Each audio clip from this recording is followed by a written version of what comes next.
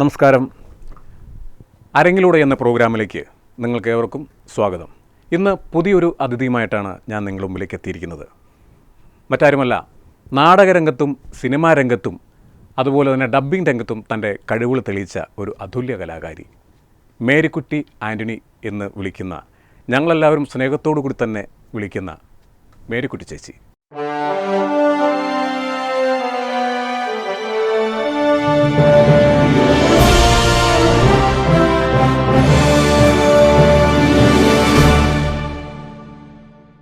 നമസ്കാരം. നമസ്കാരം. വളരെ സന്തോഷമുണ്ട് ചേച്ചി. കാരണം നല്ലൊരു കലാകാരി. എനിക്ക് തോന്നുന്നു നാടകം മാത്രമല്ല ചേച്ചിയുടെ പ്രൊഫഷൻ എന്നാണ് ഞാൻ അറിഞ്ഞത്. മറ്റൊന്നുമല്ല, നാടകത്തിന് പുറമെ സിനിമ അഭിനയം, ഡാൻസ്, മോണോ ആക്ട്, ഇതെല്ലാം അരക്കി കലക്കി കുടിച്ച ഒരു വ്യക്തിയാണ്. എനിക്ക് തോന്നുന്നു ഇത്രയൊക്കെ ഒരു കല മനസ്സിൽ കൊണ്ടു നടക്കുന്നതും സ്റ്റേജിൽ ഇത്രയും പെർഫോം ചെയ്യുന്ന ഒരു കലാകാരി എൻ്റെ കാഴ്ചപ്പാടിൽ ഉണ്ടെന്ന് എനിക്ക് തോന്നലുണ്ടാവാം. എങ്കിലും ചേച്ചിയുടെ ഈ തുടക്കം എവിടെ നിന്നായിരുന്നു? ഞാൻ 6ാം ക്ലാസ്സിൽ പഠിക്കുമ്പോഴാണെന്ന് എനിക്ക് തോന്നുന്നു. എൻ്റെ വീട് പൂഞ്ഞാറെന്ന് പറഞ്ഞ സ്ഥലത്താണ്, പാലാ പൂഞ്ഞാർ. അവിടുന്ന് ഒരു 5 കിലോമീറ്ററും കൂടെ പോകണം. അതായത് ആ റോഡിൻ്റെ അവസാനം എന്ന് പറയാം, പെരിങ്ങുളം എന്ന് പറയുന്ന സ്ഥലമാണ്. ഞാൻ 6ാം ക്ലാസ്സിൽ പഠിക്കുമ്പോൾ അന്നൊന്നും ഞങ്ങളുടെ നാട്ടിൽ കൂടെ ബസ് സർവീസ് അങ്ങനെയുള്ളതൊന്നുമില്ല. അപൂർവമായിട്ടേ വണ്ടികൾ പോലും വരാറുള്ളൂ. അപ്പോൾ അങ്ങനെയാണ് ഞങ്ങളുടെ നാട്ടിൽ ആദ്യമായിട്ട് ഡാൻസ് ടീച്ചർ സ്കൂളിൽ വരുന്നത്. അങ്ങനെ 6ാം ക്ലാസ്സിൽ പഠിക്കുമ്പോഴാണ് ഞാൻ ഡാൻസ് ചെയ്യുന്നത്. പിന്നെ എൻ്റെ അച്ചാച്ചൻ നല്ല കലാകാരനായിരുന്നു. അച്ചാച്ചൻ പാട്ട് പാടും. പിന്നെ അന്നൊക്കെ പള്ളികളിലൊക്കെ ഒരു പെരുന്നാൾ വന്നു കഴിഞ്ഞാൽ പുറത്തുനിന്നുള്ള പരിപാടികളൊന്നും ഇല്ലല്ലോ. എല്ലാ വർഷവും എൻ്റെ അച്ചാച്ചനൊക്കെയാണ് നാടകം പഠിച്ച് സ്റ്റേജിൽ കയറുന്നത്. അപ്പോൾ ഞങ്ങളുടെ വീട്ടിലാണ് റിഹേഴ്സലൊക്കെ നടക്കുന്നത്. അപ്പോൾ അവർ വരുന്നതും അഭിനയിക്കുന്നതും ഒക്കെ നമ്മളിങ്ങനെ നോക്കി ഭയങ്കര സന്തോഷത്തോടെ കണ്ടുകൊണ്ടിരിക്കും. അങ്ങനെ 6ാം ക്ലാസ് മുതൽ ഇങ്ങനെ ഡാൻസ് പഠിക്കാൻ തുടങ്ങി. പിന്നെ ആ ഡാൻസിനോട് ഭയങ്കര ഇഷ്ടമായി. അങ്ങനെ 10ാം ക്ലാസ്സൊക്കെ കഴിഞ്ഞ് കഴിഞ്ഞിട്ട് പിന്നെ ഇങ്ങനെ ഓരോ ഡാൻസ് ട്രൂപ്പിൽ വിളിക്കും. അതിനിടയ്ക്ക് ടൈപ്പും ഷോർട്ടും ഒക്കെ പഠിച്ച് അങ്ങനെ ഡാൻസും ഒക്കെ ആയിട്ട് അങ്ങോട്ട് പോയി. അത് സ്കൂളിലൊക്കെ ആണെങ്കിലും ഡാൻസ് മത്സരത്തിന്, പാട്ട് മത്സരത്തിന് ഒക്കെ ഉണ്ടാവും. അച്ചാച്ചൻ ഹാർമോണിയം വായിക്കുന്നത്. അച്ചാച്ചൻ സംഗീതം മുഴുവൻ പഠിച്ചതാണ്. അച്ചാച്ചൻ്റെ പേര് തോമസ് എന്നാണ്. അച്ചാച്ചൻ അവിടെ പെരുങ്കുളത്ത് സ്കൂളിലെ പിയൂണും കൂടെ ആയിരുന്നു. അപ്പോൾ സ്കൂളിലെ എല്ലാ ആവശ്യത്തിനും മേക്കപ്പ്, പിന്നണി വായന എല്ലാം അച്ചാച്ചനായിരിക്കും. അരങ്ങേറ്റത്തിനൊക്കെ ആണെങ്കിലും പിള്ളേരെല്ലാം മേക്കപ്പ് ചെയ്യുന്നൊക്കെ അച്ചാച്ചനാണ്. പിന്നെ അഭിനയം എല്ലാം ഉണ്ടായിരുന്നു കഴിവ് അച്ചാച്ചന്. അപ്പോൾ അവിടെ അടുത്തുള്ള നാട്ടിലുള്ള കാരണന്മാരൊക്കെ പറയുന്നത് കേട്ടിട്ടുണ്ട്, ഇവിടെ അപ്പച്ചൻ എന്നാണ് വീട്ടിൽ വിളിക്കുന്നത്. അപ്പച്ചൻ ഇവിടെ ഇരുന്ന് പാട്ട് പാടിയ മൈക്കൊന്നും വേണ്ട, ഞങ്ങൾക്ക് മലമോളിൽ കേൾക്കാമെന്ന് പറയും. അത് തന്നെ. പിന്നെ ഏറ്റവും നല്ലൊരു പ്രാസംഗികനായിരുന്നു അച്ചാച്ചൻ. നന്നായിട്ട് പ്രസംഗിക്കും. രാഷ്ട്രീയത്തിലോട്ടൊക്കെ കയറി നിന്ന് കഴിഞ്ഞ് കഴിഞ്ഞാൽ ഭയങ്കരമാണ്. ഞങ്ങളൊക്കെ ഇന്ന് കൊതിച്ച് കേട്ടിട്ടുണ്ട്. അതുപോലെ അച്ചാച്ചൻ്റെ കഴിവ് ഹാൻഡ് റൈറ്റിങ്, അത് മക്കൾക്ക് ആർക്കും കിട്ടിയിട്ടില്ല കേട്ടോ. ആ പ്രസംഗിക്കാനുള്ള കഴിവും ആ ഹാൻഡ് റൈറ്റിങ്ങും ഒക്കെ ഇതെല്ലാം ചേച്ചിക്ക് കിട്ടി എന്ന് വേണം വിശ്വസിക്കാൻ. അച്ഛൻ്റെ കഴിവിന്റെ ഒരു പകുതി പോലും നമുക്ക് കിട്ടിയിട്ടില്ല. എന്നാലും നമ്മുടെ എന്നാൽ പിന്നെ അതെ, പാരമ്പര്യ രക്തത്തിൽ കൂടെ നമുക്ക് കിട്ടിയേക്കുന്ന ഒരു കഴിവുകളാണ്. അതെന്തായാലും നമുക്ക് വളരെ സന്തോഷിക്കാവുന്ന ഒരു കാര്യം. നമുക്കത് അങ്ങനെ ഒരു വളരെ കുറച്ച് ആൾക്കാർ കിട്ടുന്നതാണ് ഇങ്ങനെയുള്ള കഴിവ്, കലാപരമായിട്ടുള്ള കഴിവെന്ന് പറയുന്നത്. എല്ലാവർക്കും ഒന്നും കിട്ടാത്തത്. അപ്പോൾ അതൊക്കെ കിട്ടുക എന്ന് പറഞ്ഞാൽ വളരെ സന്തോഷമുള്ളൊരു കാര്യം തന്നെയാണ്. ചേച്ചിയുടെ ആദ്യത്തെ സ്റ്റേജ് അനുഭവം, ആദ്യമായിട്ട് സ്റ്റേജിൽ കയറുന്നത്, അതായത് ഡാൻസ് പോട്ടെ, നാടകം എന്നുള്ള ആ ഒരു ഇതിലേക്ക് എന്നാണ് സ്റ്റേജിലേക്ക്? ഏതാണ് നാടകം? ഞാൻ പ്രൊഫഷനിലേക്ക് വരുന്നതിന് മുമ്പ് അമച്ചർ നാടകങ്ങൾ കളിച്ചിട്ടുണ്ട്.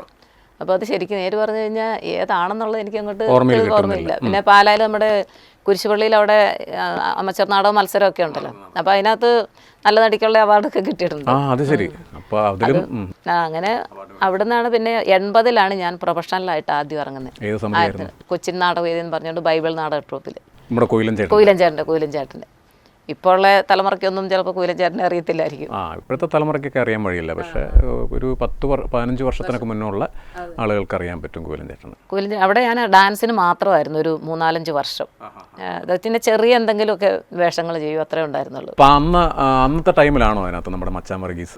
തന്നെ മച്ചാൻ വർഗീസ്, ഹരിശ്രീ അശോകൻ, NF വർഗീസ് ചേട്ടനുണ്ടായിരുന്നു. പിന്നെ ഇപ്പോഴത്തെ പൗളി ചേച്ചി ഇല്ലേ, പൗളി ചേച്ചി, അങ്ങനെ കുറേ ആർട്ടിസ്റ്റുകളായിട്ടുള്ള ബന്ധം അവിടെ നിന്നാണ്. അത് തന്നെ. പൗളി ചേച്ചിയൊക്കെ ആയിട്ട് ഇപ്പോഴും ഫാമിലി ഫ്രണ്ട്സ് തന്നെയാണ്. ഇപ്പോൾ എല്ലാ ദിവസവും വിളിക്കുകയും എൻ്റെ വീട്ടിലാണെങ്കിലും എന്താ ആവശ്യം ഉണ്ടെങ്കിൽ ചേച്ചി വരികയും ഒക്കെ ചെയ്യുന്നതാണ്. അവിടുന്ന് ഒരു പ്രാവശ്യം ജോവാന പാർക്ക് കളിക്കുമ്പോഴാണ് അതിന് ജോവാനായിട്ട് എടുത്തുകൊണ്ടിരുന്ന പെണ്ണ് എന്തോ ഫൈൻ ആർട്സ് കളി നാടകം ജോവാനായിട്ട് എടുക്കുന്ന പെണ്ണ് വരുന്നില്ല എന്ന് ഒരു പറഞ്ഞുകൊണ്ട് വർഷത്തേക്ക് വിളിച്ച് എഗ്രിമെന്റ് പറഞ്ഞു. വരില്ല എന്ന് വെച്ചിട്ടില്ലേ പറഞ്ഞു. നാടകത്തിനത്തേക്ക്? എന്തോ അത് മെയ്യിലോ മറ്റായിരുന്നു. അത് എങ്ങനെ പെട്ടെന്ന് ഒരു കളിയും കൂടെ ഉണ്ടായിരുന്നുള്ളൂ. അപ്പോൾ എന്തോ വരില്ല എന്നും പറഞ്ഞുകൊണ്ട് വിളിച്ചു പറഞ്ഞു. കൂലഞ്ചേട്ടൻ വേഗം സ്ക്രിപ്റ്റ് എടുത്ത് എൻ്റെ കയ്യിലോട്ട് വന്നു. അന്ന് വൈകിട്ട് നാടകമാണ്. എന്നാ നീ വേഗം സ്റ്റേജിൽ കയറിക്കോളാനും പറഞ്ഞു ജോവാനായിട്ട്. അടിപൊളി. അപ്പോൾ അത് നമ്മൾ സ്റ്റേജിലേക്ക് ഡയലോഗ് പറയാനുള്ളൊരു അത് ഫുള്ളാണ്. കാരണം മെയിൻ അല്ലേ, ജോവാന ഫാർക്കാണ് നാടകത്തിന്റെ പേര് തന്നെ. അപ്പം മെയിൻ കഥാപാത്രം കഥാപാത്രമാണ്. അതൊക്കെ ഒരു നിമിത്തമല്ല അതൊക്കെ. പിന്നെ എനിക്കൊരു പ്രത്യേക ഒരു സ്വഭാവമുള്ള എന്നാന്ന് ചോദിച്ചു കഴിഞ്ഞാൽ, നാടക റിഹേഴ്സൽ തുടങ്ങി കഴിഞ്ഞാൽ എല്ലാ ആൾക്കാരുടെയും ഡയലോഗ് എനിക്കറിയാം. അത് ഭയങ്കര കഴിവ് തന്നെ. കാരണം നമ്മൾ അത് നല്ലതാണ്. കാരണം നമ്മൾ ഒരാളില്ലെങ്കിൽ, പക്ഷെ ഒരാളെ കൊണ്ട് നമുക്ക് അങ്ങനെ ചെയ്യാൻ പറ്റില്ലെങ്കിൽ പോലും അത് ബൈഹാർട്ടാക്കി വെക്കുക എന്ന് പറഞ്ഞാൽ ചിലപ്പോൾ ചില സീനിൽ വരുമ്പോഴത്തേക്ക് നമുക്ക് വേഷം മാറിയിട്ട് വരാമല്ലോ. ഇപ്പോൾ നടക്കുന്ന നാടകങ്ങളിലൊക്കെ ഏറെക്കുറെ കണ്ടുവരുന്നതെന്ന് വെച്ചാൽ കൂടിപ്പോയാൽ 5 ആർട്ടിസ്റ്റുകളുണ്ടാവും. ഈ 5 ആർട്ടിസ്റ്റുകൾ അതിൽ 12 പേരെ വേഷം. സ്റ്റേജ് നിറച്ച ആൾക്കാർ വരും. പക്ഷെ എന്ന് പറഞ്ഞ പോലെ അന്നൊക്കെ അങ്ങനെയൊക്കെ ചെയ്യാനുള്ള ഇതുണ്ടെങ്കിൽ പോലും മെയിൻ കഥാപാത്രം എന്ന കൂലഞ്ചേട്ടനെ ഏൽപ്പിക്കണം എന്ന് പറഞ്ഞാൽ ചേച്ചിയോടുള്ള ഒരു വിശ്വാസം അതാണ്. അത് ആ കൂട്ടത്തിൽ നിന്ന് ജോവാൻ്റെ പേരായിട്ട് തന്നെ ആളും വരുന്നില്ല, കൂട്ടുകാരനായിട്ട് ചെയ്യുന്നത്. അപ്പം ഞാനും മച്ചാൻ മറീസും കൂടെയാണ് അത് കയറി ചെയ്തത് അന്ന്. ഫൈനാൻസുകളിലായിരുന്നു. അവിടെ നല്ല വിജയമായിരുന്നു കേട്ടോ. ഒരു നമ്മൾ ആദ്യമായിട്ട് കയറുന്നതെന്ന് അങ്ങനെയുള്ളൊരു സംശയമൊന്നും വന്നില്ല. പ്രൊഫഷണൽ രംഗത്തേക്കുള്ളൊരു തുടക്കം എന്ന് പറയുന്നത് ശരിക്കും ആ ഒരു അത് തന്നെ. അവിടെ നിന്നാണ് പിന്നെ നമ്മുടെ ഇപ്പോഴത്തെ ആർട്ടിസ്റ്റില്ലേ ബിന്ദു രാമകൃഷ്ണൻ, ചേച്ചിക്കൊക്കെ അന്ന് കൊച്ചിൻ അനുപമയെന്ന് പറയുന്ന ട്രൂപ്പുണ്ട്. അപ്പോൾ അവിടെ നിന്നാണ് സോഷ്യൽ നാടകത്തിലേക്ക് ആദ്യം കയറുന്നത്. കൊച്ചിൻ അനുപമയിലാണ്. പിന്നെ കൊച്ചി തന്നെ ഒരു 5-6 ട്രൂപ്പ്: കൊച്ചിൻ അനുപമ, കൊച്ചിൻ തിയേറ്റേഴ്സ്, കൊച്ചിൻ ചൈത്രധാര, കൊച്ചിൻ സംഘമിത്ര, സതീഷ് ചേട്ടൻ്റെ. അന്ന് ചൈത്രധാരയിലാണ് 7 രാത്രികൾ നാടകം കളിക്കുന്നത്. അന്ന് നാടകം കാണാൻ നമ്മുടെ ഈ മീന ഗണേഷ് എന്ന് പറഞ്ഞുകൊണ്ട് ഒരു ആർട്ടിസ്റ്റ്, മീന ചേച്ചിയുടെ ഹസ്ബൻഡ് ഗണേഷ് ചേട്ടൻ അന്ന് പിന്നെ ഒരു സിനിമാ മാസിക ഉണ്ടല്ലോ, ചലച്ചിത്രം അങ്ങനെ എന്തോ ഒരു മാസികയാണ്. അതിനകത്ത് നാനല്ല ഒരു വശം നാടകക്കാർക്കുള്ളതാണ് അതിൻ്റെ ഒരു പേജ്. അന്ന് ഗണേഷ് ചേട്ടന് ഗ്രീൻ റൂമിൽ എൻ്റെ അടുത്ത് വന്നു. അപ്പോൾ എൻ്റെ അനിയത്തിയും ആർട്ടിസ്റ്റായിരുന്നു. അവള് സൂര്യസോമയിൽ കൊച്ചുറാണി എന്നാ പേര്. അവള് +2 ഇവിടെ പൂഞ്ഞാറ് പഠിച്ചുകൊണ്ടിരിക്കുമ്പോൾ നവധാരയുടെ നേരെ ഓപ്പോസിറ്റ് ആണല്ലോ ഈ പഠിക്കുന്ന സ്കൂള്. അവളെവിടെ പറഞ്ഞ പോലെ എല്ലാത്തിനും എന്നെക്കാളും കലാകാരിയാണ് അവള്. പാടാനും ഡാൻസ് കളിക്കാനും എല്ലാം. അപ്പോൾ ഈ എല്ലാത്തിനും ഇവക്കാണ് പ്രൈസ് കലാഫീൽഡിൽ. അപ്പോൾ അവിടുത്തെ അച്ഛൻ അവരെ വസന്ത നാടകം കളിക്കുമ്പോഴാണ് ഒരു ചെറിയ കൊച്ചിൻ്റെ വേഷം, ഒരു സ്കൂളിൽ പഠിക്കുന്ന കൊച്ചിൻ്റെ. അപ്പോൾ അന്വേഷിച്ച് മടുത്തു കഴിഞ്ഞപ്പോൾ ആരോ പറഞ്ഞിങ്ങനെ ഇവളെ വിളിക്കാൻ പറഞ്ഞു കഴിഞ്ഞപ്പം വീട്ടിൽ നിന്നൊന്നും വിടുകയില്ല അച്ചാച്ചൻ. എന്നിട്ട് പിന്നെ അവിടെ ഞങ്ങളുടെ പള്ളിയിലെ അച്ഛനോട് വിളിച്ച് പറഞ്ഞു, ഇങ്ങനെ ആ കൊച്ചിനോടൊന്ന് വരാൻ പറയാമോ, ഉദ്ഘാടനം കഴിഞ്ഞിട്ട് വിട്ടേക്കാമെന്നും പറഞ്ഞു. ആ ഉദ്ഘാടനം കഴിഞ്ഞ് പിന്നെ പഠിക്കാനും പോയിട്ടില്ല. പിന്നെ നവധാരയിലെ നാടകം അവിടെ പറഞ്ഞ പോലെ വസന്തം ഭയങ്കര ഫേമസ് നാടകം എന്ന് പറഞ്ഞ ഒരു വർഷത്തേക്ക് 100-300 നാടകം കളിക്കില്ലേ. പിന്നെ മറ്റൊന്നിനും ഒരു സമയം കിട്ടൂല. കാരണം അവിടെ നിന്ന് ഇറങ്ങിക്കഴിഞ്ഞാൽ പിന്നെ റിഹേഴ്സലായി, ക്യാമ്പ് കഴിഞ്ഞിട്ട് പിന്നെ സ്റ്റേജായി. അപ്പം അങ്ങനെയെല്ലാം വന്നു കഴിയുമ്പോൾ എന്ന് പറഞ്ഞാൽ ബാക്കിയുള്ള ഒരു കാര്യങ്ങളിലേക്ക് നമുക്ക് തിരിയാനോ വീട്ടിലേക്ക് വരാനോ ഒന്നും നമുക്ക് സമയം കിട്ടാത്തൊരു നാടക ആർട്ടിസ്റ്റുകളെ വീട്ടിൽ വരുന്നത് തന്നെ അപൂർവം പറയാം. അന്നത്തെ സമയം അവള് പറഞ്ഞാൽ നവധാരയെ കളിച്ചു, പിന്നെ സൂര്യസ്വാമിയെ കളിച്ചു, സാരഥിയിൽ കളിച്ചു. അങ്ങനെ ഡയറക്ഷനിലൊക്കെ കൊച്ചുറാണി എന്ന് പറയാൻ അറിയാമെന്ന് പറഞ്ഞതിന്റെ കാര്യം വെച്ചാൽ വളരെ റയർ പേരാണത്. നാടരംഗത്ത് ഒരേ ഒരു കൊച്ചുറാണി എന്നുള്ള പേരുള്ള അവർ ഒറ്റ പേര്. അതാ ഞാൻ പറഞ്ഞ ആൽപ്പി തിയേറ്റേഴ്സിന്റെ ഒക്കെ കൂട്ടത്തിൽ കളിച്ചിട്ടുണ്ട്. ആൽപ്പി തിയേറ്റേഴ്സിന്റെ അല്ല, അവിടെ ചേർത്തല തന്നെ യവനികയിലോ ശൈലജയില് അവിടെയൊക്കെ കളിച്ചിട്ടുണ്ട്. അപ്പം കലാപരമായിട്ട് അച്ഛനും മക്കളും എല്ലാവരും ഞങ്ങൾ 9 മക്കളാണ് ഉണ്ടായിരുന്നത്. അപ്പോൾ ഒരു ചേച്ചി മരിച്ചു പോയിട്ടുണ്ട്. പിന്നെ മൂത്ത ചേച്ചി ചെറുപ്പത്തിലെ കല്യാണം കഴിഞ്ഞ് ചേച്ചി പോയി. ഇപ്പോൾ കൊച്ചുറാണി ഇപ്പോൾ ഇരിങ്ങാലക്കുട ഡോൺ ബോസ്കോയിൽ ഡാൻസ് ടീച്ചറായിരുന്നു. കല്യാണം കഴിഞ്ഞ് പിന്നെ നാടകത്തിന് പോയില്ല. അങ്ങനെ ഇപ്പോൾ ഈ വർഷം മുതൽ പോകുന്നില്ല. ഡോൺ ബോസ്കോയിൽ ഡാൻസ് ടീച്ചറായിരുന്നു. പിന്നെ എൻ്റെ ഞങ്ങൾ 4 പെണ്ണുങ്ങൾ കഴിഞ്ഞിട്ടുള്ളതാണ് ഒരു ബ്രദർ. അവൻ അമേരിക്കയിലാണ്, ഫിലാഡൽഫിയയിൽ. അവനവിടെ മാതാ ഡാൻസ് അക്കാഡമി എന്ന് പറഞ്ഞിട്ട് അവിടെ ഡാൻസ് സ്കൂളുണ്ട്. വിട്ടില്ല. ഇല്ല പോയി അവിടെ പോയി. മറ്റുള്ള ഒരാങ്ങളെ ലക്ഷോറിൽ നേഴ്സാണ്, ഇളയാങ്ങള. ഒരാങ്ങളെ തന്നെ എറണാകുളത്ത് തന്നെ ഉണ്ട്. പക്ഷേ എല്ലാവർക്കും കലയെന്ന് പറയുന്നത് ഭയങ്കരമായിട്ടുണ്ട്. എൻ്റെ 2ാമത്തെ ആങ്ങളെയൊക്കെ ആണെന്നുണ്ടെങ്കിൽ തുറക്കുന്ന കേട്ട് കഴിഞ്ഞാൽ കോമഡിയാണ്. അത്ര നല്ല. പക്ഷെ അവരങ്ങനെ പ്രൊഫഷണൽ അങ്ങോട്ട് വന്നിട്ടില്ലെന്നേ ഉള്ളൂ. പക്ഷെ ഭയങ്കര കഴിവാണ്. ചിലത് കഴിവുണ്ടെങ്കിൽ നമുക്ക് ചില സാഹചര്യങ്ങൾ അതാണ് ഏറ്റവും കൂടുതൽ സാഹചര്യങ്ങളാണ് നമുക്ക് ഫീൽഡിൽ നിൽക്കാനായിട്ട്. അത് നമ്മൾ ആരെങ്കിലും നമ്മളൊന്ന് ഇൻട്രൊഡ്യൂസ് ചെയ്യാനോ അല്ലെങ്കിൽ നമ്മൾ പുറകിൽ നമ്മളൊന്ന് ഹെൽപ്പ് ചെയ്യാനോ ഒരാളുണ്ടെങ്കിൽ നമുക്ക് രക്ഷപ്പെടാൻ വരും. ഞാനൊക്കെ പറഞ്ഞ് ഈ ഫീൽഡിലേക്ക് വരുന്ന പറയുന്ന നാട്ടിൻപുറത്ത് നിന്ന് വന്ന ഒരാളാണ്. നമ്മളൊക്കെ എറണാകുളത്തെ സമിതികളെക്കുറിച്ച് കേൾക്കുമ്പോൾ മനസ്സുകൊണ്ട് നമ്മളൊന്ന് ആഗ്രഹിച്ചു പോകും. കാരണം എനിക്ക് ഇതിനകത്തൊന്ന് എത്തപ്പെടാൻ പറ്റുമോ എന്നുള്ളൊരു ചിന്ത നമ്മുടെ മനസ്സിലുണ്ടെങ്കിലും ആരും നമ്മളെ കൊണ്ടുപോകാനോ അവിടെ കൊണ്ട് പരിചയപ്പെടുത്താനോ ഒന്നൊന്നും നമുക്ക് ആരുമില്ല. ഞാൻ ശരിക്കും ഈ ഡാൻസ് മാത്രം ചെയ്ത് കുലഞ്ചാണ്ടോട് നടക്കുമ്പോഴേ അന്നേരം ഇങ്ങനെ വേറെ പ്രൊഫഷണൽ ട്രൂപ്പുകളിൽ അഭിനയിക്കുന്ന പെണ്ണുങ്ങളെ കാണുമ്പോൾ ഞാൻ എനിക്കിതുപോലെ ഒരു ട്രൂപ്പിൽ അഭിനയിക്കാൻ പറ്റുമോ എന്ന് ഞാൻ എൻ്റെ മനസ്സുകൊണ്ട് വിചാരിച്ചിട്ടുണ്ട്. നമ്മൾ കലയെ നമ്മൾ ഉള്ളുകൊണ്ട് സ്നേഹിക്കുന്നതുകൊണ്ടാണ് നമുക്ക് അങ്ങനെ ഒരു തോന്നൽ വരുന്നതിൻ്റെ കാര്യം. അപ്പോൾ അങ്ങനെ ഈ പറഞ്ഞ പോലെ തന്നെയാണ് ഈ നിമിത്തങ്ങൾ പോലെയാണ് നമ്മൾ ഓരോ സ്പേസിലേക്ക് നമ്മൾ എത്തപ്പെടുന്നത്. അപ്പോൾ ചേച്ചി ഇങ്ങനെ ഇത്രയും പ്രൊഫഷണൽ രംഗത്ത് നാടകങ്ങളിലൊക്കെ അഭിനയിച്ച അംഗീകാരങ്ങൾ എന്തെങ്കിലും തേടി വരുമല്ലോ ചെയ്തിട്ടുണ്ടോ? അത് കിട്ടണം എന്ന് ആഗ്രഹിച്ചിട്ടും കൈവിട്ട് പോയ എന്തെങ്കിലും? അങ്ങനെ അംഗീകാരങ്ങളായിട്ട് അങ്ങനെ അധികം അങ്ങോട്ട് മത്സരത്തിന് പോയിട്ടില്ല എന്നുള്ളതാണ് വേറെ. അതും അത് തന്നെയാണ്. കാരണം ചില ആർട്ടിസ്റ്റുകൾ വർഷങ്ങൾ ഫീൽഡിൽ നിന്നും ഇതുപോലെ നമ്മൾ പെർഫോം ചെയ്ത് കഴിഞ്ഞാൽ പോലും നമുക്ക് അംഗീകാരങ്ങൾ കിട്ടാത്ത ഒരുപാട് എത്രയോ നല്ല ഇല്ലേ?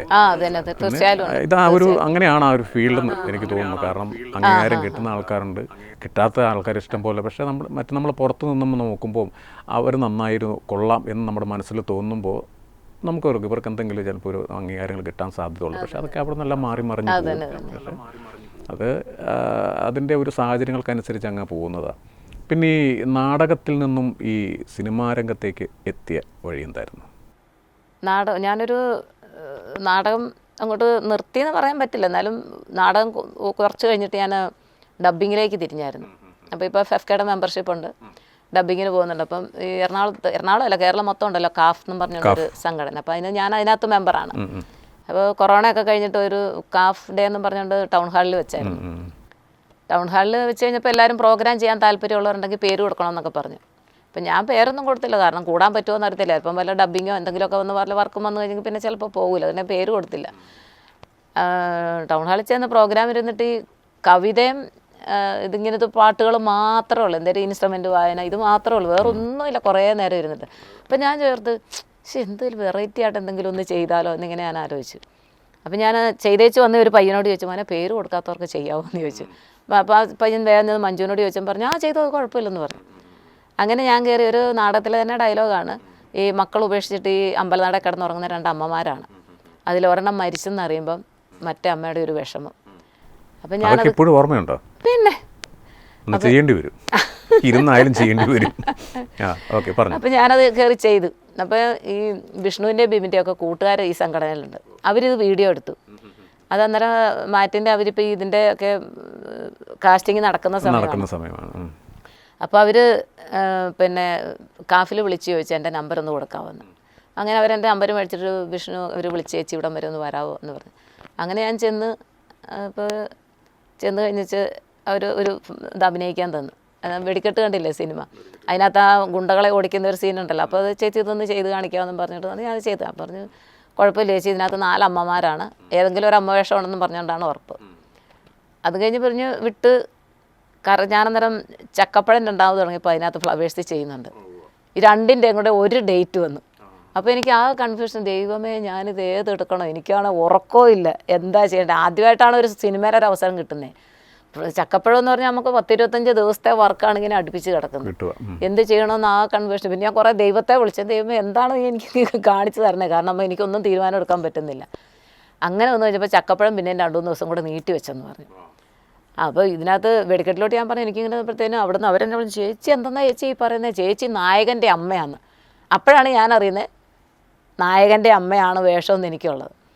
അങ്ങനെ പിന്നെ ഇവിടെ ഡേറ്റൊന്നും വലിയ കുഴപ്പമില്ലാണ്ട് ഇത് പോയി ചെയ്തു. അവിടെ ചെന്ന് കഴിഞ്ഞാണ് ഗുണ്ടകളെ ഓടിക്കുന്ന സീൻ ഒരൊറ്റ ടേക്കിന് ഓക്കെ ആയി. ഭയങ്കര കയ്യടിയായിരുന്നു കേട്ടോ സെറ്റിൽ. ഞാൻ തന്നെ അന്നിച്ചു, എൻ്റെ ദൈവമേ. ഇപ്പം ഞാൻ ഓർക്കും ഞാൻ ഓർക്കും ഞാനത് എങ്ങനെ ചെയ്യുന്നു. കാരണം ഒരു പ്രോമിറ്റിംഗ് ഇല്ല, പിന്നെ ഹൈ പിച്ചിലാണ് ഡയലോഗ് മുഴുവൻ കിടക്കുന്നത്. ഞാൻ കണ്ടിരുന്നു. അപ്പം എല്ലാവരും പറഞ്ഞു കേട്ടോ. അത് സീൻ എടുത്തു കഴിഞ്ഞപ്പോഴത്തേനും ബിബിൻ എന്നോട് ഭയങ്കരമായിട്ട് സന്തോഷം പറഞ്ഞു, ചേച്ചി ഭയങ്കരമായിട്ടുണ്ട്, കാരണം ചേച്ചി ഈ പടം റിലീസായി കഴിഞ്ഞാൽ ചേച്ചി ഇനി തിരിഞ്ഞു നോക്കണ്ടെന്നാണ് പറഞ്ഞത്. പക്ഷെ അത്ര ഇഷ്ടപ്പെട്ടില്ല, പടം കണ്ട എല്ലാവരും പറഞ്ഞു കേട്ടോ. നമുക്കൊരു എക്സ്പീരിയൻസ് കിട്ടുക എന്ന് പറയുക, നമ്മൾ സ്റ്റേജിലെ ഈ ഡയലോഗുകൾ കാണാപ്പാടം പഠിച്ച് നമ്മൾ ആ ഒരു സ്റ്റേജിൽ കൂടെ നമ്മൾ ഇത്രയും കാലം നമ്മൾ പോയത് കൊണ്ടാണ് നമുക്ക് ഒരു ക്യാമറയാണെന്നോ ക്യാമറയുടെ മുമ്പിലാണ് ഞാൻ നിൽക്കുന്നതെന്നോ ഡയലോഗിന് നമുക്ക് പേടിയില്ല നമുക്ക് പ്രസൻറ്റ് ചെയ്യാനായിട്ട് എപ്പോഴും പറ്റും. എനിക്ക് ഏറ്റവും ഇല്ലാത്ത ഒരു സാധനമാണ് പേടി. രാജംബേവിൻ്റെ കൂടെ ഞാൻ 5 വർഷം സഹകരിച്ചിട്ടുണ്ട്. ചേർത്തല ജൂബിലിയുടെ കൂടെ. അപ്പോൾ രാജേട്ടൻ ഇപ്പം ഞാൻ ഈ പറഞ്ഞ പോലെ ഡയലോഗ് പെട്ടെന്ന് പഠിക്കുന്ന ആളാണ്. ആരെങ്കിലും ഡയലോഗ് മറന്നു കഴിഞ്ഞാൽ അന്നേരം രാജേട്ടൻ അവളെന്തേ എന്ന് ചോദിക്കും. കാരണം സ്ക്രിപ്റ്റ് ഇല്ലെങ്കിൽ ഡയലോഗ് പറഞ്ഞു കൊടുക്കാൻ വേണ്ടിയിട്ട്. അങ്ങനെ ഹെൽപ്പ് ചെയ്യുമായിരുന്നു. അപ്പം അങ്ങനെ ഇത് തിലകഞ്ചേട്ടൻ്റെ ക്യാമ്പിലാണെന്നുണ്ടെങ്കിൽ അത് നടക്കില്ല കേട്ടോ. ഡയലോഗ് പറഞ്ഞു കൊടുത്തിട്ടുണ്ടെങ്കിൽ തീർത്തതാണ്. അല്ല, തിലകഞ്ചേട്ടൻ പറയുന്ന ഇതാണ്, ഞാനിപ്പം ഡയലോഗ് മറന്നു പോവുകയാണെങ്കിൽ ഞാൻ തന്നെ അത് ഓർത്തെടുത്താൽ പിന്നെ ഒരിക്കലും മറക്കില്ല. അതാണ് തിലകഞ്ചേട്ടൻ പറയുന്നത്. ഒരിക്കലും ഡയലോഗ് നമ്മളിപ്പോൾ അടുത്ത് നിൽക്കുന്ന ഒരാൾക്കാണെങ്കിലും പറഞ്ഞു കൊടുക്കുന്നത് തിലകഞ്ചേട്ടന് ഇഷ്ടമല്ല. അങ്ങനെ ചെയ്യാൻ പാടില്ലെന്നാണ് പറയുന്നത്. നമ്മൾ തന്നെ ഓർത്തെടുത്ത് കഴിഞ്ഞ് പിന്നെ നമ്മൾ ഒരിക്കലും മറക്കില്ലെന്ന്. ഈ ജൂബിലിയുടെ ഏത് നാടകത്തിലായിരുന്നു? ഞാൻ ജൂബിലി തിലകഞ്ചേട്ടൻ രാജേട്ടൻ ആദ്യം തുടങ്ങുന്ന നാടക ട്രൂപ്പ് തുടങ്ങുന്ന വർഷം ആദിത്യമംഗലം ആയുർവേദിശാല. Super hit നാടകമല്ലേ? അതെ. സൂപ്പർ ഹിറ്റ് നാടകമായിരുന്നു ആ നാടകം. ഈ പറഞ്ഞ പോലെ തുടങ്ങാൻ വേണ്ടിയിട്ട് ഭയങ്കര ബുദ്ധിമുട്ടായിരുന്നു. കാരണം രാജേട്ടൻ കയറുന്നാണ്ട് ഒരു 20 മിനിറ്റ് കഴിഞ്ഞിട്ടായിരുന്നു. അപ്പൊ രാജംപിതാവിന്റെ നാടകം എന്ന് പറയുമ്പോൾ ആൾക്കാർ നോക്കിയിരിക്കുന്നത് രാജംപിതാവിനെ കാണാനാണ്. അപ്പോൾ ഇത്രയും വൈകുന്നു പറഞ്ഞുകൊണ്ട് അപ്പോൾ എല്ലാവർക്കും ഒരു, എന്നിട്ട് വേറെ നാടകം കൊണ്ടിരുന്നു, ഇത് തിരിച്ചിരുന്നു, എല്ലാം കുറേ 10-20 ദിവസം വെറുതെ പോയി. അത് കഴിഞ്ഞിട്ട് പിന്നെ ആരോ നമുക്ക് രാജേന്ദ്രൻ നമുക്ക് ഇത് തന്നെ ഒന്ന് ഇട്ട് നോക്കാം അങ്ങനെ ആ 10 ദിവസം കഴിഞ്ഞിട്ട് ഈ നാടകം തന്നെ പിന്നെ അതേപോലെ ഇട്ടു. നാടകം നല്ല സൂപ്പറായിരുന്നു. പക്ഷെ അത് ശരിക്കും ഒരു നല്ലൊരു എൻട്രിയാണ്. കാരണം അതുവരെ ആൾക്കാർ വന്നിട്ട് പെട്ടെന്ന് ആള് കയറി. ഞാനതിനകത്ത് രാജേന്ദ്രൻ്റെ മോളായിട്ടായിരുന്നു അളകാപുരി എന്ന് പറഞ്ഞൊരു കഥാപാത്രം. നല്ല നാടകമാണ്. എന്നാലും ജൂബിലിയുടെ എല്ലാ നാടകവും സൂപ്പർ ഹിറ്റ്. പിന്നെ രാജേട്ടൻ എല്ലാം ആ കൂട്ടിയെ തുടങ്ങുള്ളൂ. പ്രത്യേകത ആദിത്യമംഗലം ആയുർവേദിശാല, അങ്ങാടിക്കരയിലെ അപ്പൂപ്പൻ, അകലെ ആകാശങ്ങളിലേക്ക്, അങ്ങനെ എല്ലാം ആയിലാണ് തുടക്കം. തിലകഞ്ചേട്ടൻ്റെ കൂട്ടത്തിൽ തിലകഞ്ചേട്ടൻ്റെ ട്രൂപ്പ് ഞാൻ അങ്കമാലിയിൽ നിന്ന് ഭരതക്ഷേത്രം എന്ന് പറഞ്ഞൊരു ട്രൂപ്പ് ഉണ്ടായിരുന്നു. അതിനകത്ത് ഓമനാപ്പണിക്കർ, ഓമന ചേച്ചി മരിച്ചുപോയി, ഓമനാപ്പണിക്കര ഞാനൊക്കെ ആയിരുന്നു. അത് പറഞ്ഞ പോലെ ഒരു നല്ല വേഷമായിരുന്നു അതിനകത്ത്. അത് ഒരു സ്ഥലത്ത് ഞങ്ങൾക്ക് ഫസ്റ്റും സെക്കൻഡ് വേറെ ട്രൂപ്പുമായിരുന്നു. അപ്പോൾ ഈ നാടകത്തിനകത്ത് പിന്നെ ഞാൻ നാത്തൂനോട് ഭയങ്കര ദുഷ്ടത്തരം കാണിക്കുന്ന ആളാണ്. അപ്പോൾ മോളെ രാത്രി കാണാനില്ലെന്ന് പറഞ്ഞുകൊണ്ട് മോളെ അന്വേഷിച്ച് ഈ നാത്തൂൻ്റെ വീട്ടിൽ ചെല്ലും, അല്ലെങ്കിൽ തെറിയാണ്. ഇത് എന്നോട് ഇങ്ങോട്ട് ചോദിക്കും എന്നാണ്ട് വിശേഷം എന്നൊക്കെ. പിന്നെ ഒന്നും പറയണ്ട, എൻ്റെ നാത്തൂനെ ഇത്രയും പറയുള്ളൂ. പിന്നെ ഓഡിയൻസ് കൂകലാണ്. കാരണം എൻ്റെ ആ ക്യാരക്ടർ അങ്ങനെയാണ്. ഈ സെക്കൻഡ് പരിപാടിക്കുള്ള ആൾക്കാർ വന്നു കഴിയുമ്പോൾ കൂകലാണ് അവർ കേൾക്കുന്നത്. അവർ വിചാരിച്ചത് നാടകം അങ്ങനെ ഓരോരോ നല്ല രസമായിരുന്നു. രസകരമായിട്ടുള്ള എന്തെങ്കിലും അനുഭവങ്ങൾ ഈ പോകുന്ന ഈ വേദികളിൽ നിന്നോ അല്ലെങ്കിൽ? രസകരം എന്ന് പറഞ്ഞപ്പം ഓർക്കുമ്പം ചിരി വരുന്ന ഓരോ സംഭവങ്ങളുണ്ട്. ഞാൻ ട്രൂപ്പൊന്നും പറയുന്നില്ല, ഞങ്ങളൊരു ട്രൂപ്പിൽ നാടകങ്ങൾ ഫൈൻ ആർട്സാണ് കളിക്കാൻ ചെന്നിരിക്കുകയാണ്. അപ്പോൾ അന്നത്തെ കാലത്ത് ഫോണൊന്നും സൗകര്യങ്ങളൊന്നുമില്ല. അപ്പോൾ ഇതിനകത്ത് മെയിനായിട്ട് അഭിനയിക്കുന്ന ആർട്ടിസ്റ്റ് ഒരു ലേഡി തൃശ്ശൂർ റേഡിയോ സ്റ്റേഷനിൽ പോയിരിക്കുക, റേഡിയോ നാടകത്തിൽ കറക്റ്റായിട്ട് എത്തിയേക്കാന്നൊക്കെ പറഞ്ഞ് പോയതാണ്. പോയി സമയമായിട്ടും ആൾ വരുന്നില്ല. അപ്പോൾ എല്ലാവർക്കും ടെൻഷനായി, എന്ത് ചെയ്യും. അപ്പം നിങ്ങൾ ബെല്ല് കൊടുത്തോളാൻ പറയുന്നുണ്ട്, ഓണർ പറയുന്നുണ്ട്. അപ്പം എന്ത് ചെയ്യും, അങ്ങനെ ഓണർ ബെല്ല് കൊടുക്കാൻ പറഞ്ഞു. ബെല്ല് കൊടുത്ത് നാടകം തുടങ്ങി. ഈ ആർട്ടിസ്റ്റ് കയറേണ്ട കറക്റ്റ് സമയമായപ്പം സ്റ്റേജിൽ നിന്ന് ഒരു ആർട്ടിസ്റ്റ് നെഞ്ചുവേദനയായിട്ട് അവിടെ വീഴുന്നു. എന്നിട്ട് വേഗം ഒരു അനൗൺസ്മെൻറ്റ്, ഈ കൂട്ടത്തിൽ ആരെങ്കിലും ഡോക്ടർമാരുണ്ടെങ്കിൽ ഒന്ന് സ്റ്റേജിലേക്ക് വരണമെന്നും പറഞ്ഞോണ്ട്. നാടകം നടത്തിയതല്ല, അഭിനയമായിരുന്നു, വേറൊരു അഭിനയം രക്ഷപ്പെടാൻ വേണ്ടി. അതൊക്കെ ആകുമ്പം ഇപ്പം എന്നിട്ട് വേഗം ഡോക്ടർ വന്നു. അപ്പം ത്രൂവായിട്ട് നാടകമല്ലേ, അതിൻ്റെയൊക്കെ ക്ഷീണമായിരിക്കും എന്നൊക്കെ പറഞ്ഞ് ഒരു ഇഞ്ചക്ഷനൊക്കെ കൊടുത്ത് ആളൊന്ന് ഓക്കെ ആയി വന്നപ്പോഴത്തേക്കും ആർട്ടിസ്റ്റ് അവിടെ എത്തി. ഇത് ആർട്ടിസ്റ്റിനെ കണ്ടു കഴിഞ്ഞാൽ നാട്ടുകാർ വെറുതെ, പിന്നെ ഒരു കണക്കിന് മതിലും ഒക്കെ ചാടിച്ച് എല്ലാവരും കൂടെ കൊണ്ടുവന്ന് ആ സമയം നിർത്തി. കുറച്ച് കഴിഞ്ഞപ്പോൾ സ്റ്റേജിൽ കയറ്റി. അങ്ങനെ പല സംഭവങ്ങളും ചിരിക്കും. അത് നമുക്ക്, അതായത് സ്റ്റേജിൽ പെർഫോം ചെയ്യുന്ന ആൾക്കാർക്ക് കിട്ടുന്നൊരു സംഭവമാണ് എവിടെ ചെന്നാലും. കാരണം നമുക്ക് മറക്കാൻ പറ്റാത്ത ഒത്തിരി അനുഭവങ്ങളുണ്ടാവും പല സ്ഥലങ്ങളിൽ. പലതും പല രീതിയിലുള്ള ആൾക്കാരല്ലേ, പല സംഭവങ്ങളും നമുക്ക് ചിരിക്കാൻ പോയുള്ള ഒരുപാട് സംഭവങ്ങൾ. അതുപോലെ തന്നെയാണ് ഞാനൊരു അമച്ചർ നാടകം കളിക്കുമ്പോഴാണ് മുകളിലേക്ക് നോക്കിയാൽ ആകാശം, താഴേക്ക് നോക്കിയാൽ ഭൂമി എന്ന് എനിക്കറിയാം. അതാണ് ഡയലോഗ്. ഞാൻ ആദ്യമേ പറഞ്ഞു മുകളിലേക്ക് നോക്കിയാൽ ഭൂമി. പറഞ്ഞു കഴിഞ്ഞപ്പോൾ എനിക്ക് മനസ്സിലായി, അയ്യടാ മുകളിലേക്ക് നോക്കിയാൽ ഭൂമി. എന്നിട്ട് ഞാൻ വേഗം താഴേക്ക് നോക്കിയാൽ ആകാശം നല്ല എന്നെനിക്കറിയാമെന്നാക്കി. അങ്ങനെ പെട്ടെന്ന് നമുക്കങ്ങനെ പറയാനൊരു തോന്നിയുണ്ട്. അല്ലെങ്കിൽ ആൾക്കാർ കൂകി സ്റ്റേജിൽ നിന്ന് ഇറക്കി വിടുകയല്ലേ, പിന്നെ നമ്മൾ അവിടെ നിന്നിട്ട് കാര്യമില്ല. ഭൂമി പടർന്ന് പൊക്കോണ്ടാൽ മതി, അങ്ങനത്തെ ഒരു അവസ്ഥയിലേക്ക് എത്തും. പിന്നെ ഈ ഡബിങ്ങിലേക്ക് എത്ര വർഷമായി ഡബിങ്ങിലേക്ക് വന്നിട്ട്? ഡബിങ്ങിൽ ഒരു 15 വർഷത്തോളം ആയിട്ടുണ്ട്. എല്ലാം ഡബിങ് ചെയ്യുന്നുണ്ട്. ഓക്കെ. സിനിമയിലൊക്കെ അത് ഇത്തിരി ഏജ് ആയിട്ടുള്ള ക്യാരക്ടറാണ്. സിനിമ, നാടകം, മിമിക്രി, ഇതേപോലെയുള്ള എല്ലാ കലകളിലൂടെ ഇങ്ങനെ സഞ്ചരിച്ച് വരികയാണ്. ഈ ഡബ്ബിങ്ങിൽ മൊഴിമാറ്റപ്പടങ്ങളെല്ലാം ഇതിലൊക്കെ ചെയ്യുന്നുണ്ടോ? ചെയ്യാറുണ്ട്. എല്ലാം ചെയ്യാറുണ്ട്. അപ്പോൾ ഇപ്പം ഏതാ ലേറ്റസ്റ്റ് ഇപ്പോൾ ഏതാ പടം അത് ചെയ്തേക്കുന്നത്? പടം പിന്നെ വെടിക്കെട്ട് കഴിഞ്ഞു, പിന്നെ പുരുഷപ്രേതം അതിനകത്ത് ചെയ്തു. ആവാസവ്യൂഹം ആണ് ആദ്യം റിലീസായത്. അതിനൊക്കെ സോണി ലൈവിലായിരുന്നല്ലോ, എല്ലാം മറ്റേ ഓട്ടിട്ടില്ലായിരുന്നു. ഇപ്പം ഇറങ്ങുന്ന ഒരുമാതിരിപ്പെട്ട പടം എല്ലാം ഈ പറഞ്ഞ പോലെ തിയേറ്ററിലേക്ക് എത്തിയായിരുന്നെങ്കിൽ നമുക്കൊക്കെ ഭയങ്കര ഒരു മൈലേജ് കിട്ടുമായിരുന്നു. ഇതെല്ലാം OTT-യിലേക്ക് പോകുന്നു. അങ്ങനെയൊക്കെ വരുമ്പോൾ കുഴപ്പമെന്ന് വെച്ചാൽ നമ്മൾ ചെയ്തേക്കുന്നത് വൈഡായിട്ട് ജനങ്ങളിലേക്കൊന്നും എത്തിക്കാൻ പറ്റില്ല, എല്ലാവർക്കും കാണാൻ പറ്റില്ല. അങ്ങനെയുള്ളൊരു പ്രശ്നം ഇപ്പം നടക്കുന്നുണ്ട് സംഭവം. ഇനിയിപ്പം പൂരാടം പോരുട്ടാതി എന്നും പറഞ്ഞൊരു പടത്തിൽ ഇപ്പം ചെയ്തിട്ടുണ്ട്. അതിനകത്ത് എന്ത് വേഷം ചെയ്തേക്കുന്നത്? അതിനകത്തൊരു ഭാര്യയും ഭർത്താവ് ഒരു ഭാര്യയായിട്ടാണ്. ഓക്കെ. അപ്പോൾ എന്തായാലും അത്യാവശ്യം വർക്കുകളെല്ലാം ഇങ്ങനെ വന്ന് കിട്ടിപ്പോകുന്നുണ്ട്. ഇനിയിപ്പോൾ ഒരു നാടകത്തിലേക്കൊരു അവസരം കിട്ടിക്കഴിഞ്ഞാൽ ചേച്ചി എങ്ങനെയാണ് നാടകം ചെയ്യൂ? ഏതാണ് ഇഷ്ടം? നാടകമാണോ, സിനിമയാണോ, ഡബ്ബിങ്? ഇതിൽ ഏതാണ് ചേച്ചിക്ക് ഏറ്റവും കൂടുതൽ ഇഷ്ടം? മനസ്സുകൊണ്ട് എനിക്കിഷ്ടം നാടകമാണ്. കാരണം നമ്മൾ ചെയ്യുന്നതിൻ്റെ പ്രതികരണം ഓൾറെഡി ഇങ്ങോട്ട് കിട്ടുകയാണ്. സിനിമ എന്ന് പറഞ്ഞാൽ അങ്ങനെയല്ല. നമ്മൾ ആ നാടകത്തിൽ നമ്മൾ സ്റ്റേജിൽ നിൽക്കുമ്പം തന്നെ നമുക്ക് ഓഡിയൻസിൻ്റെ പ്രതികരണം കിട്ടുകയാണ് ഇങ്ങോട്ട്. പിന്നെ നമ്മൾ അതിനകത്ത് നമുക്ക് ഈ മായമൊന്നും ചേർക്കാൻ പറ്റില്ലല്ലോ നാടകത്തിൽ.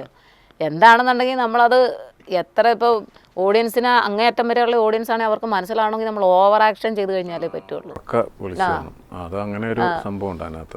പിന്നെ ഇപ്പോൾ എന്നെ സംബന്ധിച്ചാണ് ഇപ്പോൾ ഒരു സിനിമയിലാണെങ്കിലും എനിക്കൊരു അവസരങ്ങൾ കിട്ടി കഴിഞ്ഞപ്പം വില്ലത്തി ആണേലും കോമഡി ആണേലും സെൻറ്റി ആണേലും എനിക്കെല്ലാം ഒരുപോലെയാണ്.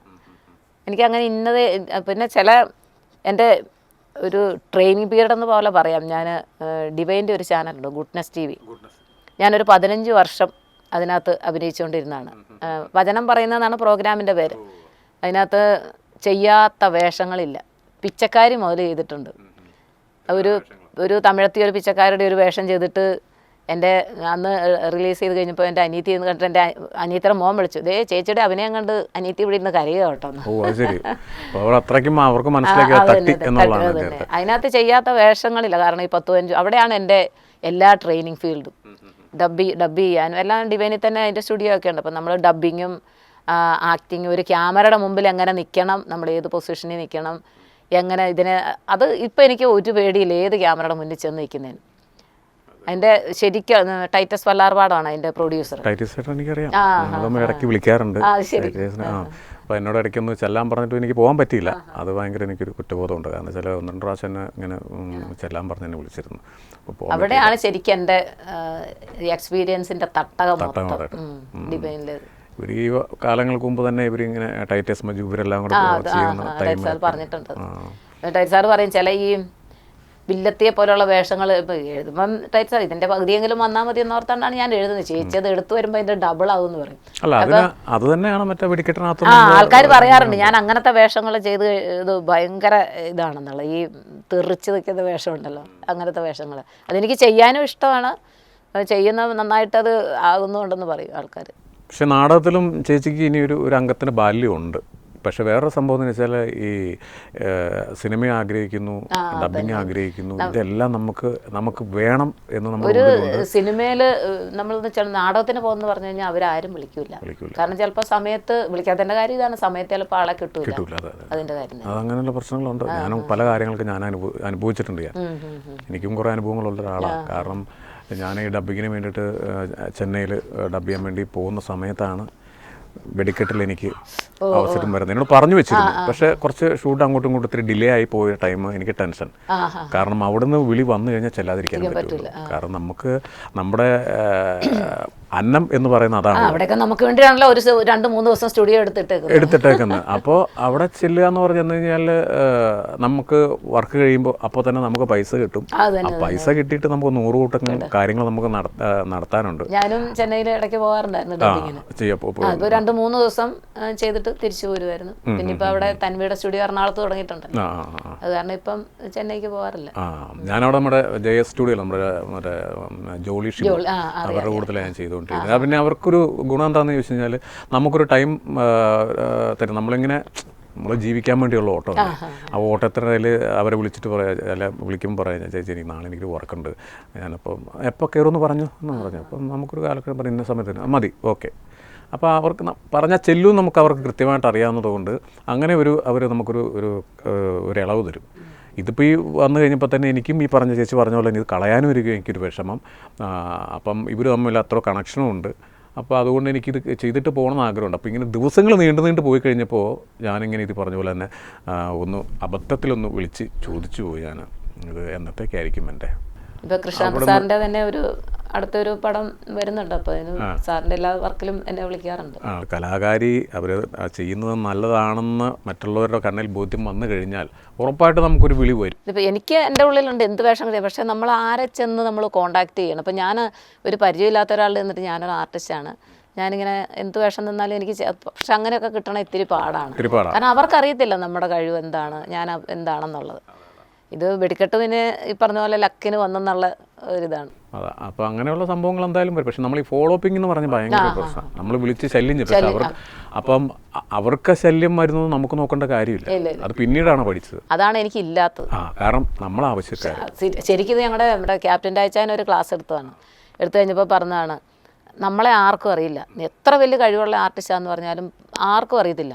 ആവശ്യം നമ്മുടെയാണ്, നമ്മൾ അന്വേഷിച്ച് എന്ന് കണ്ടുപിടിച്ച് കഴിഞ്ഞ് നമ്മൾ ഫേമസ് ആയി കഴിഞ്ഞാൽ അവസരങ്ങൾ നമ്മളെ തേടി വന്നോളൂ. പക്ഷെ എനിക്ക് ഇല്ലാത്തതും അതാണ്. പക്ഷെ നമുക്ക് വേണം.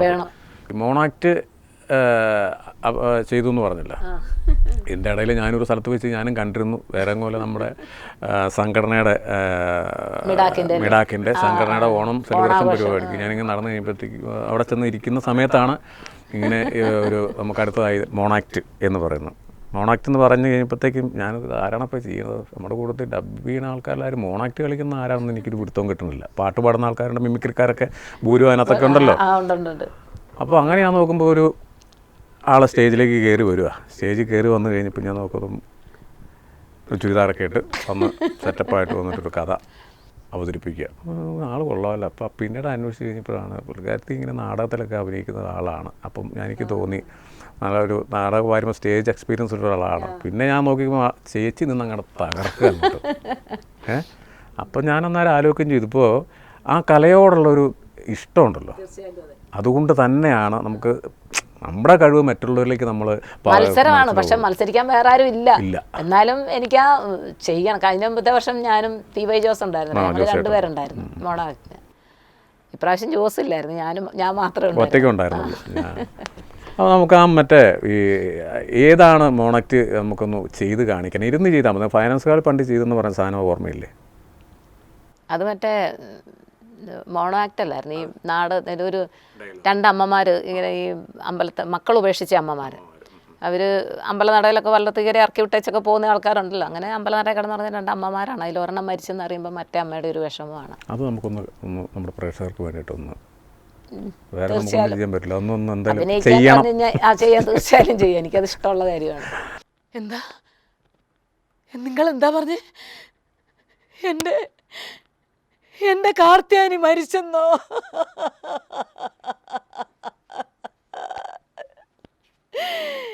ഈ അമ്പലനടയിൽ പൂമാല കെട്ടി ഇവിടുത്തെ അന്നം കഴിച്ചു ഈ ആൽത്തറയിൽ അന്തി ഉറങ്ങിയിരുന്ന എൻ്റെ കാർത്തിയാനി പോയെന്നോ?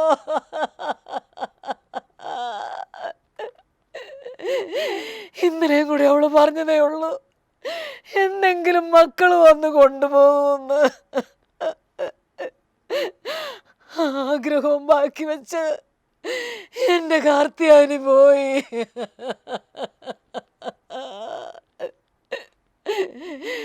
എൻ്റെ പൊന്നു മക്കളെ, എനിക്ക് നിങ്ങളോട് ഒന്നേ പറയാനുള്ളൂ. വളർത്തി വലുതാക്കിയ മാതാപിതാക്കൾ പ്രായമാവുമ്പോ ചോദിച്ചു വാങ്ങേണ്ട ഒന്നല്ല സ്നേഹം, അത് മക്കൾ മനസ്സറിഞ്ഞു കൊടുക്കേണ്ടതാ. കാർത്തിയാനിയേ, മേലെ മാനത്തി എന്ന് നീ എന്നെ ഒന്ന് നീട്ടി വിളിക്കുവോടിയേ. മക്കൾക്ക് വേണ്ടാത്ത ഞാനും വരാം നിന്റെ കൂടെ, ഞാനും വരാം. Super super. ഇത് ശരിക്കും പറഞ്ഞാൽ ഈ സ്കിറ്റ് എന്ന് പറയുന്നത് നമ്മുടെ ഇപ്പോഴത്തെ ന്യൂ ജനറേഷനിൽപ്പെട്ട പിള്ളേർക്കും കൂടെ അറിഞ്ഞിരിക്കേണ്ട കാര്യങ്ങളൊക്കെ തന്നെ. കാരണം മാതാപിതാക്കളെ നമ്മളെ വളർത്തി വലുതാക്കിയ മാതാപിതാക്കളെ അവസാന ഘട്ടത്തിൽ നമ്മളെ അവരൊരു വാക്കുകൾ കൊണ്ടുപോലും നമ്മൾ നോവിക്കുമ്പോൾ ഉണ്ടായിരുന്ന ഒരു അവസ്ഥയുണ്ടല്ലോ. കാരണം അതൊന്നും ശരിക്കും ഒരു വാക്ക് തന്നെ ഭയങ്കര ചങ്കിക്കൊള്ളുന്നതാണ്. മാതാപിതാക്കൾ പ്രായം ചോദിച്ചു വാങ്ങേണ്ട ഒന്നല്ല സ്നേഹം, അത് മക്കൾ മനസ്സറിഞ്ഞ് കൊടുക്കണം. അതാണ് ഞാൻ പറഞ്ഞത്. ഇപ്പം അതിനൊരു വിലയില്ല, മാതാപിതാക്കൾക്കൊരു വിലയിൽ എല്ലാമെന്ന് ഞാൻ പറയുന്നില്ല, എങ്കിൽ പോലും ഭൂരിഭാഗം നമ്മൾ കണ്ടുവരുന്നത് വളർന്ന് അവർക്ക് ഒന്ന് പറക്കമുറ്റാറായി കഴിഞ്ഞ് കഴിഞ്ഞാൽ പിന്നെ അവർ ബാധ്യതയായിത്തീരുന്ന ഒരു കാലം ഇപ്പോഴത്തെ കാലം. പല സ്ഥലങ്ങളെ കൊണ്ട് ഒഴിവാക്കി കളയുക, അവരെ അതൊക്കെ തിരിഞ്ഞു പോലും നോക്കാതെ വരുന്ന ദൂരം സംഭവങ്ങൾ നടന്നു വരുന്നുണ്ട്. അത് ശരിക്കും പറഞ്ഞത് എല്ലാവരും അറിഞ്ഞിരിക്കേണ്ട, കാരണം നമ്മളിപ്പോൾ അത് പറഞ്ഞു കൊടുത്ത് നമ്മൾ ചെയ്യേണ്ട കാര്യങ്ങളല്ല അതൊക്കെ. ശരിക്കും പറഞ്ഞാൽ ചേച്ചി ഇത് പറഞ്ഞു കഴിഞ്ഞപ്പോൾ ഞാൻ ഈ പട്ടിയെത്താലും പൂച്ച ചത്താലും കരയണ ഒരാളാണ് ഞാൻ. അതുകൊണ്ടല്ല, ഞാനിത് ഇതുപോലുള്ള സംഭവങ്ങളും കേൾക്കുമ്പോൾ തന്നെ നമ്മളാ ഉള്ളിലേക്ക് കൊണ്ടുവത്തേക്കും നമുക്കും അത് മനസ്സിലൊരു വിഷമം വരും. അപ്പം നമ്മൾ ഓട്ടോമാറ്റിക് ചിന്തിച്ച് പോകും. കാരണം നമ്മൾ കൊടുക്കുന്നതായിരിക്കും നമുക്ക് തിരിച്ച് കിട്ടുന്നത് അല്ലേ. പക്ഷേ ഇപ്പം അതൊന്നും നമ്മൾ കൊടുക്കുന്നത് തിരിച്ച് കിട്ടുന്നില്ല. അതൊരു വല്ലാത്തൊരു കാലഘട്ടത്തിൽ കൂടെ നമ്മളിപ്പോൾ കടന്നു പോയിക്കൊണ്ടിരിക്കുന്നത്. എന്തായാലും ചേച്ചി വളരെ മനോഹരമായിട്ട് എന്തായാലും ചെയ്തു. കാരണം ഈ ഒരു കലാകാരി സ്റ്റേജിലൊക്കെ നാടകത്തിൽ അഭിനയിച്ചത് എത്രത്തോളം ഭംഗിയായിട്ട് തന്നെ ആയിരിക്കും ആ കഥാപാത്രത്തെ ഉൾക്കൊണ്ട് ചെയ്തതെന്ന് ഞാനിപ്പോൾ ഈ ഒരു ഒറ്റ സംഭവത്തിന് ട്രൂപ്പിലൊക്കെ ആയിരിക്കുമ്പം ഒരു രാജേട്ടൻ നമ്മൾ സ്റ്റേജിൽ നമ്മുടെ കയ്യിൽ നിന്ന് എത്ര ഇട്ട് ചെയ്ത് കഴിഞ്ഞാൽ ഒരു പ്രശ്നവുമില്ല. നമ്മൾ കോമഡിയൊക്കെ ചെയ്യുമ്പം ഒരു ദിവസം ഇന്ന് ഒരു 10 ദിവസം സ്റ്റേജ് കഴിയുമ്പോഴത്തേനും സ്ക്രിപ്റ്റിലൊന്നും ആയിരിക്കില്ല നാടകം. കാരണം നമുക്ക് കൂടെ നിൽക്കുന്ന ആളും കൂടെ അങ്ങോട്ടും ഇങ്ങോട്ടും കൗണ്ടർ ഇടാൻ പറ്റിയ ആളാണെങ്കിൽ പരിപാടി ഗംഭീരമായിരിക്കും. ഓപ്പോസിറ്റ് നിൽക്കുന്നവർ ഒപ്പം കട്ടയ്ക്ക് നിൽക്കുന്ന ആൾക്കാരാണെങ്കിൽ അത് സംഗതി നല്ല വിജയമായിട്ട് മാറും. കോമഡി ചെയ്യാനൊക്കെ എനിക്ക് ഭയങ്കര ഇഷ്ടമാണ് എന്താണെങ്കിലും. അപ്പോൾ ഞാൻ ചോദിക്കട്ടെ, അപ്പോൾ അങ്ങനെയാണെങ്കിൽ ഈ സ്റ്റേജിലൊക്കെ സ്കിറ്റുകൾ ചെയ്യുമ്പം ചേച്ചി അതിനകത്തൊന്നും പെർഫോം ചെയ്യാനായിട്ട് ശ്രമിച്ചിട്ടില്ലേ? ഈ എന്തോ ഒരു ചാനലുകളൊക്കെ ഇഷ്ടംപോലെ പ്രോഗ്രാംസുകളൊക്കെ നടക്കുന്നുണ്ട്. അതാണ് എൻ്റെ കുഴപ്പം. പറഞ്ഞ പോലെ ഞാൻ ഒരു മനുഷ്യനോടും അന്വേഷിക്കാറില്ല, ചോദിക്കാറില്ല. അവസരങ്ങൾ നമ്മളെ തേടി വരണമെങ്കിൽ നമ്മൾ ആദ്യം ഇറങ്ങണം അവസരങ്ങൾ തേടാൻ, ഇറങ്ങിത്തിരിക്കണം. കാരണം വെച്ചാൽ നമുക്ക് ഫ്ലവേഴ്സിൽ ചെയ്തായിരുന്നു ഒരു പിന്നെ നമസ്കാരം ഫ്ലവേഴ്സ് എന്ന് പറഞ്ഞിട്ടൊരു കുറച്ച് പ്രോഗ്രാം കുറച്ച് ചെയ്തായിരുന്നു. പിന്നെ ചക്കപ്പഴം കുറച്ച് ചെയ്തു. പിന്നെ സീരിയലും ഇപ്പം നടന്നുകൊണ്ടിരിക്കുന്നതിനകത്തൊന്നുമില്ല. നേരത്തെ 2-4 സീരിയലൊക്കെ ചെയ്തിട്ടുണ്ട്. അതും ഈ പറഞ്ഞ പോലെ ത്രൂ ഔട്ട് വേഷം വരുന്നില്ല, അതാണ് മെയിൻ പ്രശ്നം. ഇപ്പോൾ ഒരു ഒരാഴ്ച 2 ആഴ്ച അല്ലെ 3 ആഴ്ച കൊണ്ട് തീരുന്ന പോലത്തെ വേഷങ്ങൾ ചെയ്ത് കഴിഞ്ഞാൽ നമ്മളെ ആരും പെട്ടെന്ന് അറിയില്ല. ഞാൻ നിലവിളക്ക് ഏതോ ഒരു സീരിയലാണെന്ന് എനിക്ക് തോന്നുന്നു. അന്ന് 7 Hours കണ്ണനുണ്ടല്ലോ, അപ്പോൾ കണ്ണനാണ് എന്നെ വർക്കിന് വിളിച്ചത്. അപ്പം നമുക്ക് ഈ നാടകത്തിൻ്റെ ഒരു ഗുണമാണ് ഡയലോഗ് നമ്മൾ പ്രോമിറ്റിങ് ഒറ്റ പ്രാവശ്യം പറയുന്നത് കേട്ട് കഴിഞ്ഞാൽ അപ്പം തന്നെ നമ്മൾ ചെയ്തിരിക്കും. അപ്പോൾ ഞാൻ അഭിനയിക്കുന്ന കണ്ടപ്പോൾ നമ്മുടെ GK പിള്ളച്ചേട്ടൻ, കൊല്ലം GK പിള്ളച്ചേട്ടൻ പറയാം, എൻ്റെ ദൈവമേ ഈ കൊച്ചിനൊക്കെ നല്ല വേഷം വല്ലതും കൊടുക്കും കേട്ടോ, നിങ്ങളിങ്ങനെ ചെറിയ വേഷത്തിനൊന്നും. ഞാനും കൂടെ നിൽക്കുമ്പോഴാണ് പറയുന്നത്. അതൊക്കെ ഒരു അംഗീകാരമല്ല. തീർച്ചയായും അത്ര വലിയ കലാകാരൻ്റെ വായിൽ നിന്ന് നമുക്ക് അങ്ങനെ വാക്ക് കേൾക്കാന്ന് പറഞ്ഞാൽ അത് നമുക്കൊരു ഭയങ്കര ഒരു അവാർഡ് കിട്ടുന്ന പോലെ തന്നെ. നമ്മുടെ മാതാപിതാക്കളുടെ ഗുണവും നമ്മുടെ ഗുരുക്കന്മാരുടെ അനുഗ്രഹമൊക്കെയാണ് നമുക്ക് എവിടെ ചെന്ന് കഴിഞ്ഞാലും നമുക്ക് ഒരു കഴിവ് നമ്മൾ ഒരിക്കലും ഒരു മാറ്റി നിർത്തൂല. അപ്പോൾ നമ്മൾ നേരത്തെ ഫാമിലി കുറിച്ച് നമ്മൾ പറഞ്ഞു. ഇപ്പോൾ ചേച്ചി ഇപ്പോൾ താമസിക്കുന്നത് ഞാനിപ്പോൾ കല്യാണം കഴിഞ്ഞിപ്പോൾ ഒരു 36 വർഷമായി എറണാകുളത്താണ് താമസിക്കുന്നത്. എറണാകുളത്ത് എടപ്പള്ളി ചേരാനല്ലൂരാണ് താമസിക്കുന്നത്. ഹസ്ബൻഡ് 3 ആൺകുട്ടികൾ. മൂത്തയാൾ കല്യാണം കഴിഞ്ഞു, അവനിപ്പം ഖത്തറിലാണ്. അവന് LED വാളിൻ്റെ ചീഫ് ടെക്നീഷ്യനായിട്ട്. ബിടെക് കഴിഞ്ഞാണ്. അവന് ഓഫീസിൽ നിന്നുള്ള വർക്കൊന്നും താല്പര്യമില്ല. അവനും കലയോട് ഉള്ളിൽ ഭയങ്കര കലയുണ്ട്. അപ്പോൾ എൻ്റെ നിർബന്ധത്തിനാണ് ബിടെക്കിന് പോയത്. മമ്മി നോക്കിയോ, ഞാനിത് കഴിഞ്ഞിട്ട് വന്ന് ഞാൻ മറ്റേ ചെന്നൈയിൽ പോയി ഈ റെക്കോർഡിംഗ് ഇല്ലേ എൻ്റെ അത് പഠിക്കുമെന്ന് പറഞ്ഞിട്ട് ഞാൻ പറഞ്ഞു അത് നീ പഠിച്ചോ, എങ്ങനെയാണെങ്കിലും പോയി പഠിച്ചു. പക്ഷേ ഇപ്പോൾ ബിടെക്കിന് പോയി ഇപ്പോൾ എൻ്റെ ബ്രദർ പറയുമായിരുന്നു, പിന്നെ അമേരിക്കയിൽ ടെസ്റ്റ് ഒന്നും എഴുതി ജോലിക്ക് കയറാവുന്ന ഒറ്റ ഫീൽഡേ ഉള്ളൂ, കമ്പ്യൂട്ടറിൻ്റെ ഫീൽഡിൽ നിന്ന്. അപ്പം ഞാൻ വിചാരിച്ചു എങ്ങനെ, ഇപ്പോൾ എൻ്റെ ബ്രദർ ഒരാൾ അമേരിക്കയിലുണ്ട്. അപ്പം അവന് എങ്ങനെയെങ്കിലും ഞങ്ങളെയൊക്കെ ഫയൽ ചെയ്തിട്ടുണ്ട്, കൊണ്ടുപോകാൻ പറ്റുമോ എന്നുള്ളതൊന്നും അറിയത്തില്ല കേട്ടോ. ഇപ്പം എങ്ങനെയെങ്കിലും പോയിപ്പെട്ട് കഴിഞ്ഞാൽ കമ്പ്യൂട്ടറിൻ്റെ ബേസ് ആകുമ്പോൾ എങ്ങനെയും ജോലി എന്നുള്ള പ്രതീക്ഷയിലാണ് ഞാനിരുന്നത്. അവനത് വേണ്ട, അവനിപ്പം ഖത്തറിലാണ്. അവൻ്റെ വൈഫ് ആസ്റ്റർ മെഡിസിറ്റി നേഴ്സാണ്. ഒരു കുട്ടിയുണ്ട്. രണ്ടാമത്തെ ആൾ ITI ഇളയാളിപ്പം BBA കഴിഞ്ഞ് നിൽക്കുന്നു. അപ്പോൾ 3 ആൺകുട്ടികളാണ്. ഹസ്ബൻഡ് അച്ഛനിപ്പം വർക്കൊന്നും ചെയ്യുന്നില്ല. നേരത്തെ കലാഫീൽഡിൽ തന്നെ ഉണ്ടായിരുന്നു. പിന്നെ പെയിൻറ്റിങ്ങിൻ്റെ ഒക്കെ വർക്ക് ഉണ്ടായിരുന്നു. ഉണ്ടായിരുന്നു. ഹസ്ബൻഡിനെ ആൻ്റണി എന്നാണ് പേര്, ആൻ്റണി. ഞാൻ ആൻറ്റി ചേട്ടാന്നാണ് വിളിക്കുന്നത്. അപ്പോൾ ആൻറ്റി ചേട്ടൻ്റെ ഒക്കെ പിന്തുണയാണ് എൻ്റെ ഏറ്റവും വലിയൊരു, കാരണം നമ്മൾ എവിടെ പോയി കഴിഞ്ഞാലും നമുക്ക് നമ്മളെ ഒരു ഇപ്പോഴത്തെ മെയിൻ പ്രശ്നം എന്താണല്ലോ സംശയം എന്ന് പറയുന്നത്. ഞാൻ ഏത് ഫീൽഡിൽ പോയി കഴിഞ്ഞാലും അവിടെ പോയാലും എനിക്ക് എൻ്റെ ഏറ്റവും വലിയ ഗുണം അതാണ്. ഒരു സംശയം, വീട്ടുകാരുടെ സപ്പോർട്ട് ഇല്ലെങ്കിൽ നമുക്ക് ഒരിടത്തും ചെയ്യാം, എങ്ങും പോകാനും പറ്റില്ല, നമുക്ക് മനസ്സമാധാനമായിട്ടൊന്നും ചെയ്യാനും പറ്റുന്നില്ല. അതൊക്കെ വളരെ റയറാണ്. കാരണം വെച്ചാൽ പല ആളുകളിലും സംഭവിക്കുന്ന പല കാര്യങ്ങൾ, അതൊക്കെ ഒരുപാട് നമുക്ക് ഉദാഹരണങ്ങളൊക്കെ പറയാൻ ഇഷ്ടം പോലെ ഉണ്ട്. കാരണം എൻ്റെ ഏറ്റവും വലിയ എൻ്റെ എനർജിക്ക് കാരണം എന്ന് പറഞ്ഞാൽ അതാണ്. കാരണം എനിക്ക് അത്ര സപ്പോർട്ടാണ് വീട്ടിൽ നിന്ന്. നമുക്കല്ലേ നമ്മൾ വീട്ടിൽ ചെന്ന് കഴിയുമ്പോൾ ഇപ്പോൾ ഏത് രാത്രി ചെന്നാലും ഇപ്പം വേറൊരു ആളുടെ കൂടെയാണ് ഒരു ബൈക്കിനൊന്ന് വീട്ടിൽ ചെന്ന് പറഞ്ഞാൽ അങ്ങനെയൊന്നും എൻ്റെ ഭർത്താവിന് അങ്ങനത്തെ യാതൊരു പ്രശ്നങ്ങളില്ല. കാരണം എന്നെ അറിയാം, എൻ്റെ സ്വഭാവം അറിയാം. ഇത് എന്താണെന്ന് വെച്ചാലേ വീട്ടുകാർക്കല്ല പ്രശ്നം ഉണ്ടാവുക, നാട്ടുകാർക്കാണ് പ്രശ്നം ഉണ്ടാവുക.